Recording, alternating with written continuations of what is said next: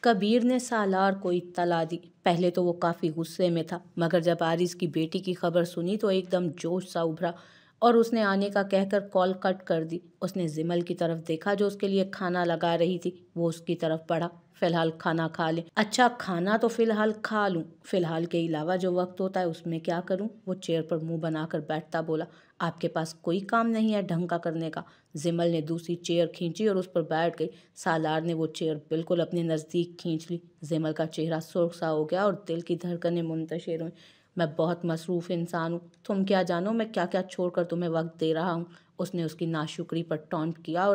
اور اگر آپ بزی ہوں گے تو مجھے وقت نہیں دیں گے؟ وہ اس کی جانب دیکھنے لگی۔ بہت قریب بیٹھی وہ سنجیدہ چہرے سے آنکھیں جھپکتی بولی۔ سالار نے اس کے منہ میں لقمہ دیا۔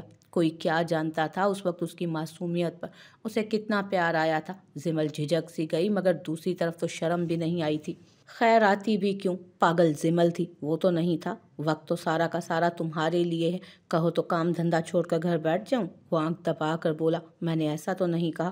یہ کیا بات ہوئی؟ آپ کسی بات کا سیریس جواب کیوں نہیں دیتے؟ ساری باتوں کے سیریس جواب ملیں گے تمہیں، اگر لینا چاہتی ہو تو تھوڑی محنت کرو۔ اس نے بیڈ روم کی گلاس وال سے دیکھتے بیڈ کی طرف اشارہ کیا۔ زمل کا چہرہ پل دو پل میں سرخ ہوا تھا۔ سالار محظوظ ہوا اور اس کا گال کھینچا۔ دونوں نے کھانا کھایا جسے سالار ہی اپنے ہاتھوں سے اسے کھانا کھلا رہا تھا اور مسلسل باتیں بھی کر رہا تھا۔ زمل کو اس کو سننا اچھا لگ رہا تھا۔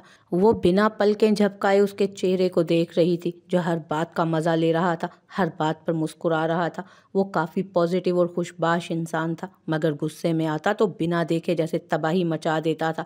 جیسے افشین کو اس کا بس نہیں چل رہا تھا کہ وہ تھپڑ کھینچ مارے، جبکہ اس نے اسے دھکا بھی سب کے سامنے دے دیا تھا۔ وہ نہیں چاہتی تھی کہ وہ اس سے کبھی روٹھے۔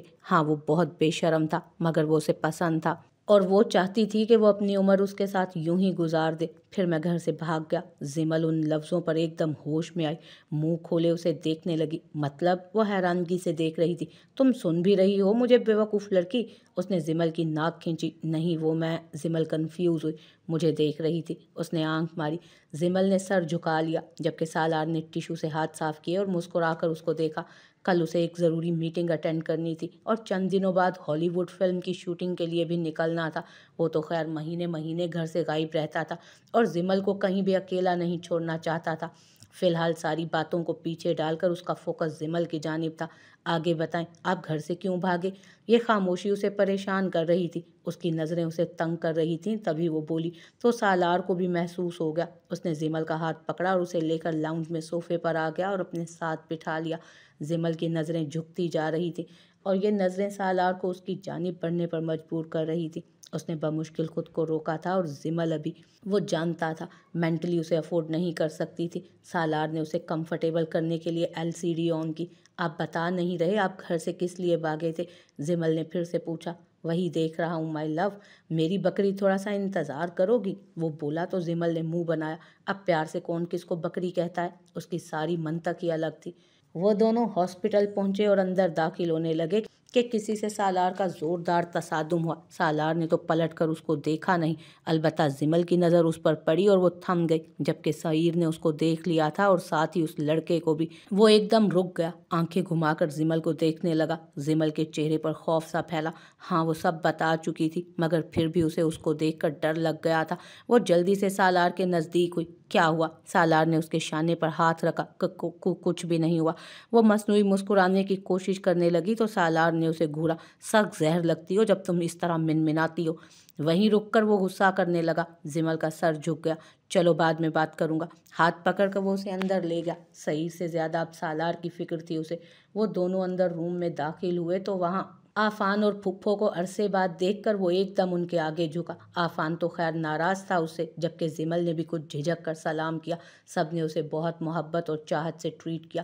اس نے آیت کی بیٹی کو پکڑ لیا۔ روئی کے گولے جیسی بچی بے حد خوبصورت تھی۔ وہ اسے صوفے پر لے کر بیٹھ گئی۔ سالار نے بھی جھک کر بچی کو دیکھا اور مسکرا دیا۔ لگتا ہے خوبصورتی میں اپنے تایا پر گئی ہے۔ دیکھ لیں بابا کتنی سی عمر میں تایا بناؤں۔ آپ کو اپنے بچوں کی سوچ بھی نہیں دنیا میں۔ اس نے مرتضیٰ صاحب کی طرف دیکھا جو مسکرا رہے تھے۔ آپ نے اتنی دیر سے میری شادی کے بارے میں سوچا؟ وہ منہ پھلا گیا۔ میں جانتا ہوں تمہارے بچوں کی پوری ٹیم ہوگی، ان سب سے زیادہ ہی کرو گے ضد میں آ کر، تو ڈرامے بازی نہ کرو۔ زمل تو سرخ انار ہو رہی تھی شرم سے، جبکہ سالار نے باپ کو گلے لگایا۔ یہ ہوئی نا بات؟ اس حرکت پر سب ہنس دیے۔ آیت تم نے نیم کیا سوچا ہے؟ زمل نے آیت کی طرف دیکھا۔ ابھی تو کچھ بھی نہیں سوچا بھابھی، آیت نے کنفیوز ہو کر کہا۔ وہ کافی دیر سے سوچ رہی تھی۔ اچھا تو پھر جلدی سے سوچو نا، زمل نے کہا۔ ایسا کریں بھابھی آپ رکھ دیں، لگتا ہے آپ کے پاس کوئی نام ہے، آرز بیچ میں بولا۔ میں کیسے، یہ تو آیت کا حق ہے، زمل نے گھبرا کر جلدی سے کہا۔ اتنی عزت کے وہ کہاں قابل تھی جتنی عزت وہ سب اسے دے رہے تھے۔ بھابھی ایسا کچھ نہیں، بلکہ میرے لیے بھی آسانی ہو جائے گی، آیت نے آرز کی طرف دیکھے بنا مسکرا کر کہا۔ زمل نے کنفیوز ہو کر سالار کو دیکھا جو اسے مسکرا کر دیکھ رہا تھا۔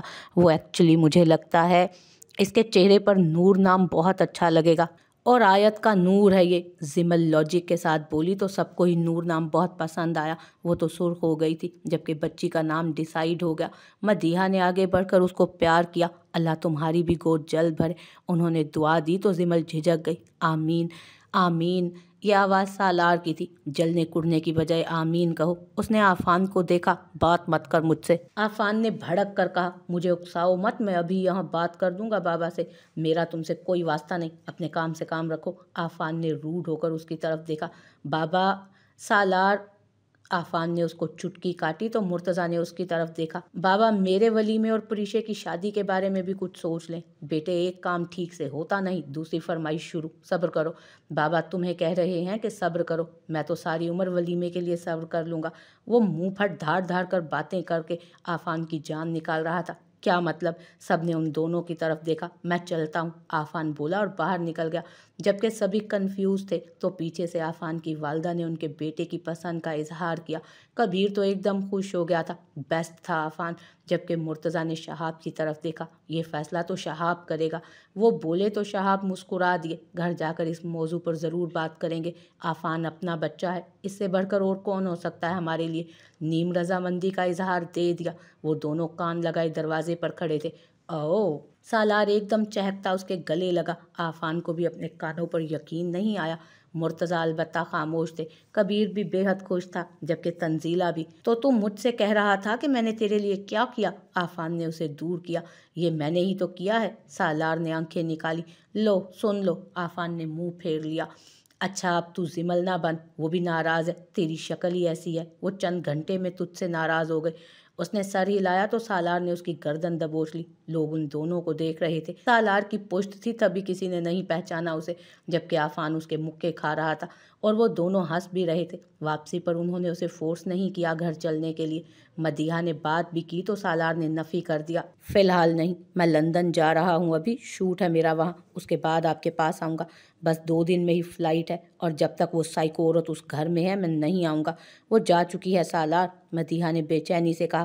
میں لندن سے واپسی پر گھر آؤں گا، میں زمل کو گھر پر نہیں چھوڑ سکتا، اس نے کہا اور اپنی ماں سے نظریں چرائیں۔ مدیحہ چپ ہو گئیں۔ سالار کے دل کو کچھ ہوا۔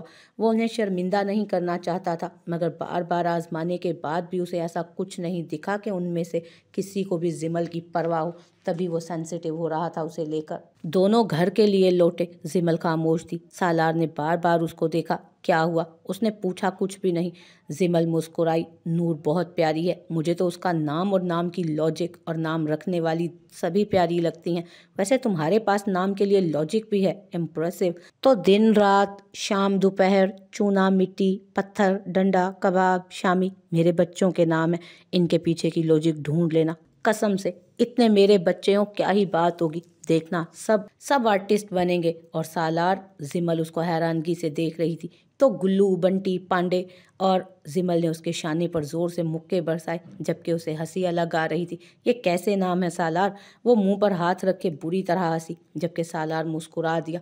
وہ اسے خاموش اور اداس نہیں دیکھ سکتا تھا۔ سعیر مرتضیٰ کو کال کر رہا تھا مسلسل۔ وہ اسے آخری بار وارن کرنا چاہتا تھا، مگر مرتضیٰ کی طرف سے کوئی جواب نہیں آیا۔ تبھی اس نے ایک آدمی کو کال کی۔ کتنا پیسہ چاہیے تمہیں؟ 10 کروڑ۔ 10 کروڑ میں تم پروف کے ساتھ سارا سچ بول دو گے؟ وہ بولا تو اس آدمی نے فوراً حامی بھر لی۔ سمیر خباثت سے مسکرا دیا۔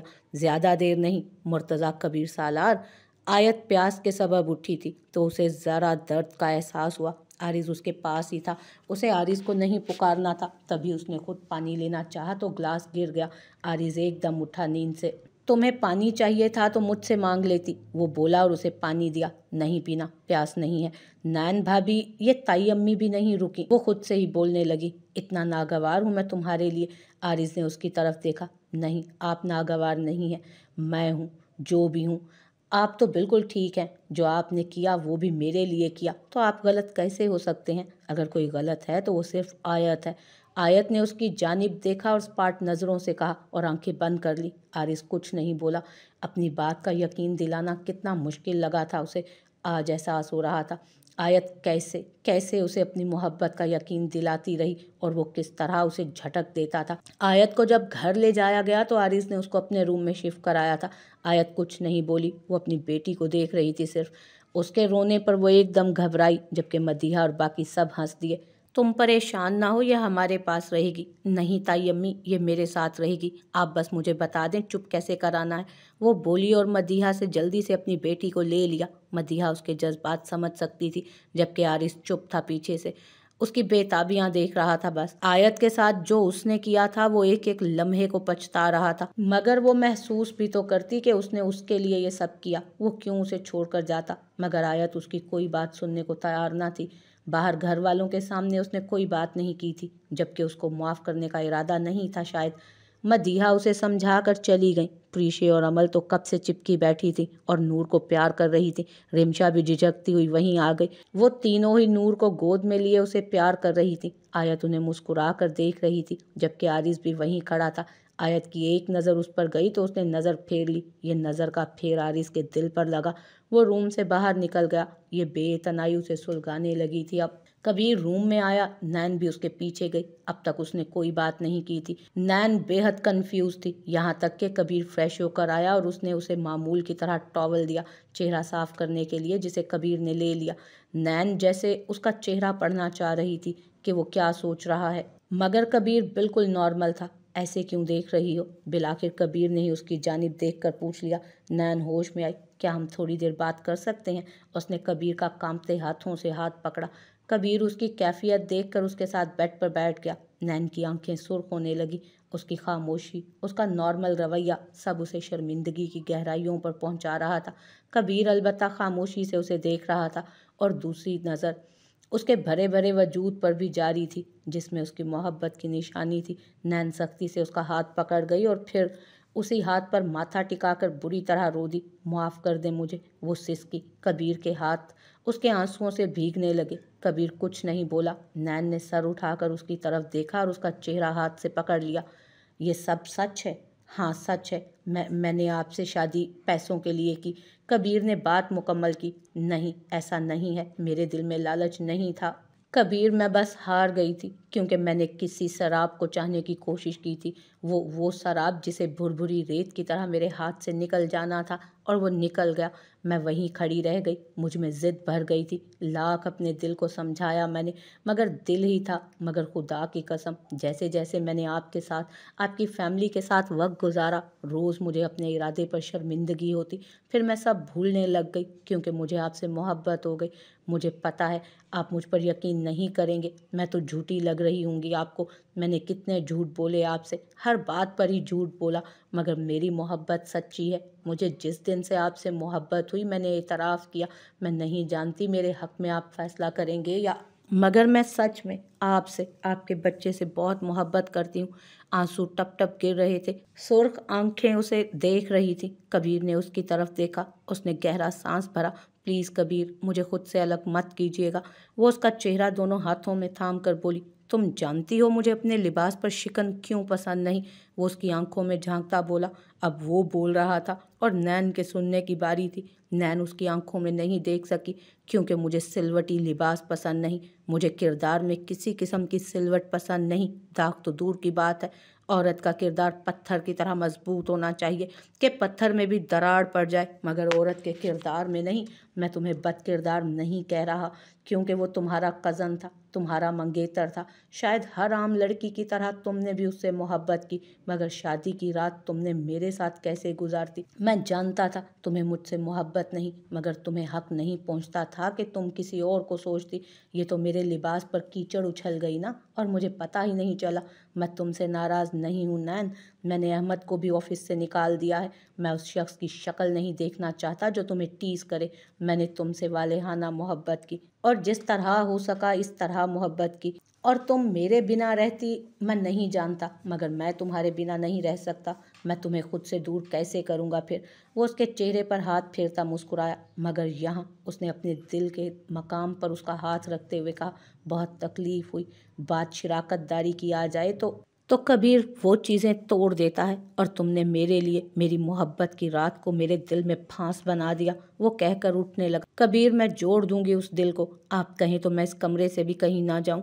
आप जैसा कहेंगे वैसा करूंगी। मैं कभी अम्मी के घर भी नहीं जाऊंगी। वो जल्दी से बोलती उसके आगे आ खड़ी हुई। नहीं, मुझे तुम्हें कैद करना नहीं पसंद। मुझे वक्त चाहिए, और मुझसे कुछ फासले पर रहो। शायद मैं खुद को समझा लूँ कि तुम्हारी मोहब्बत मेरे लिए सच्ची है। वो उसकी आंखों से बहते आंसुओं को देखता बाहर निकल गया। आराम भी नहीं किया, जबकि नैन फूट फूट कर रो दी। मुर्तज़ा ने मोबाइल पर समीर की कई कॉल्स देखी। वो अभी फ़ोन करता कि शहाब रूम में आ गया। मैं आफ़ान के लिए हाँ कर रहा हूँ, उसने मुर्तज़ा को बताया। अच्छा फ़ैसला है, मुर्तज़ा मसरूफ़ से बोले।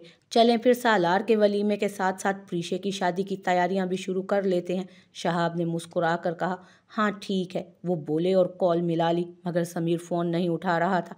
अच्छा, मैं आपसे फिर बात करता हूँ। शहाब उनकी मसरूफियत समझ गया और उठ गया, जबकि उनका दिल अनहोनी के एहसास से बुरी तरह धड़क रहा था।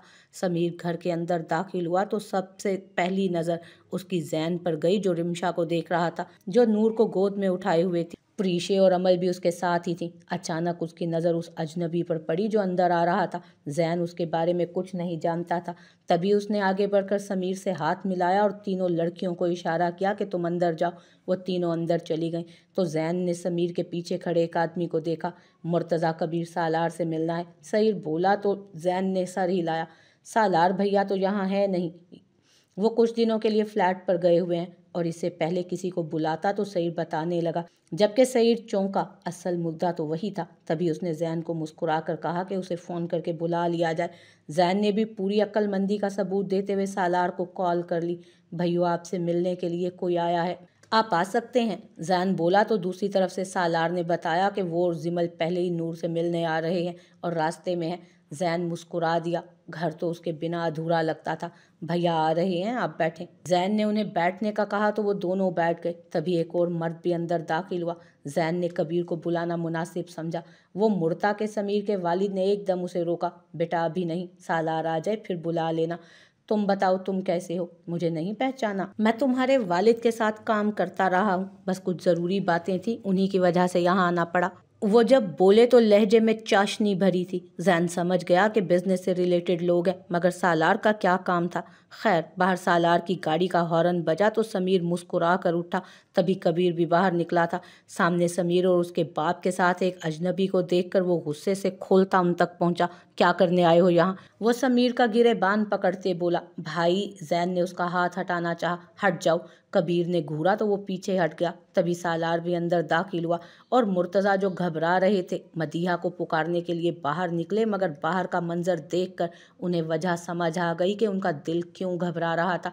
वो दिल थाम कर दीवार पकड़ गए। ये कैसा दिन उनकी जिंदगी में आ गया था। कबीर को समीर का गिरेबान पकड़ा देख सालार ने जिमल को अंदर जाने का कहा और भड़क कर खुद भी समीर का गिरेबान जकड़ लिया। क्या करने आया साले तू यहाँ? वो बदलिहाजी से बोला। बस कुछ देर थी कि थप्पड़ जड़ देता। समीर की मुस्कुराहट में कमी नहीं आई। सब लड़कियां कमरे में से बाहर झांकने लगी, जबकि औरतें किचन में मसरूफ थीं। बाहर सिर्फ मर्द थे। आरिस भी नीचे आ गया और दौड़कर अपने भाइयों तक पहुंचा था। मुर्तज़ा वहीं खड़े थे, सिकंदर तो वहां थे नहीं। तभी शहाब और वजाहत दोनों भी वहीं आ गए। समीर ने एक नज़र मुर्तज़ा को देखा और खबासत से हंसा। सालार और कबीर तो उसके दांत ही तोड़ देना चाहते थे। वो दोनों आगे बढ़ते कि समीर ने रोका। रुक जाओ, इतनी भी क्या जल्दी है? मेरे आने की वजह तो जान लो। समीर ने कहा। नहीं जाननी हमें वजह, जाओ यहाँ से। आरिज ने उसको घूर कर देखा, जबकि उसने جبکہ اس نے آرز کے شانے پر ہاتھ رکھنے کی کوشش کی جسے آرز نے جھٹک دیا۔ وہ بخوبی اس منافق انسان کو جانتا تھا۔ اچھا چھوڑو، سب سسپنس ختم کرتے ہیں۔ سمیر نے مرتضیٰ کے پیلے پڑتے چہرے کو دیکھ کر کہا، رک جاؤ۔ مرتضیٰ بےتابی سے بولے، چلے جاؤ یہاں سے۔ وہ غصے سے بھڑکے، ارے مرتضیٰ صاحب کیا جلدی ہے، جانا تو ہے ہی ہم نے۔ سمیر نے کندھے سے پکڑا تو آرز نے باپ کے کندھے پر سے اس کا ہاتھ جھٹکا۔ ہاتھ توڑ دوں گا، دور رہنا میرے بابا سے۔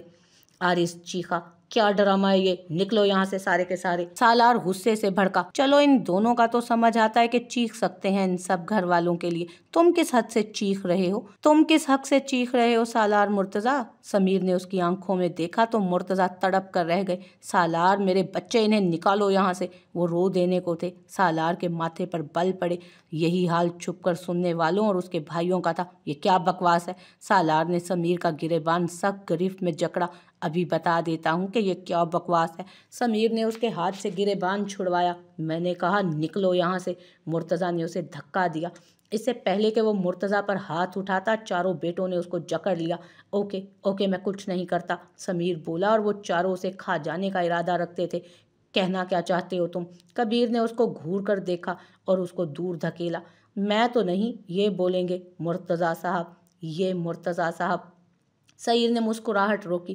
مرتضیٰ کو لگا وہ گر جائیں گے یہیں۔ وہ چاروں نہ سمجھ آنے والی نظروں سے باپ کو دیکھنے لگے۔ ہاں بولو، سمیر نے اس آدمی کو کہا جس نے سالار کی آنکھوں میں دیکھا۔ سالار بالکل نہیں سمجھ پایا اس کا اپنی طرف دیکھنا، اور وہ بھی اس طرح معنی خیزی سے۔ میں نے مرتضیٰ کو آج سے 27 سال پہلے اپنا ایک بیٹا بیچا تھا۔ مرتضیٰ کا قرضہ تھا۔ میں اور میرے پاس اس کے علاوہ کوئی راستہ نہیں تھا کہ میں مرتضیٰ کے پاس کوئی چیز گروی رکھوا دوں یا بیچ دوں سوائے ایک بیٹے کے۔